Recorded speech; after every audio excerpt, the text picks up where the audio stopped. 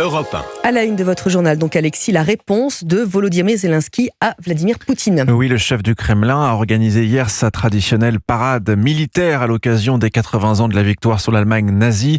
Défilé militaire auquel le président chinois, mais aussi le brésilien, la personne de Lula et le premier ministre slovaque ont assisté. Vladimir Poutine bien entouré donc.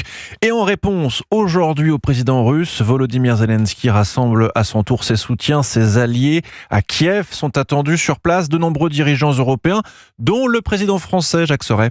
Emmanuel Macron aux côtés du nouveau chancelier allemand Friedrich Merz, du premier ministre polonais Donald Tusk et du britannique Keir Starmer. La photo pourrait bien être historique ce samedi, au lendemain de la parade de Vladimir Poutine sur la place rouge. Les 4 dirigeants se réuniront tout à l'heure autour de Volodymyr Zelensky pour, je cite, réaffirmer leur engagement sans faille aux côtés de l'Ukraine. 4 chefs d'État et de gouvernement qui, dans une déclaration conjointe, appellent la Russie à accepter un cessez-le-feu complet et inconditionnel de 30 jours afin de permettre la tenue de pourparlers en vue d'une paix juste et durable.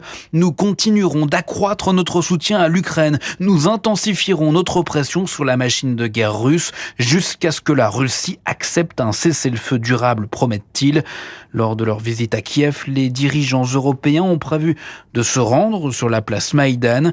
Ils participeront également à une réunion en visioconférence avec les autres partenaires de la coalition aux côtés du président Zelensky. Jacques Sauret du service politique d'Europe 1. C'est la 2e fois qu'Emmanuel Macron se rend en Ukraine. Son dernier déplacement remonte à juin 2022. C'était durant l'entre-deux tours des législatives juste après la présidentielle.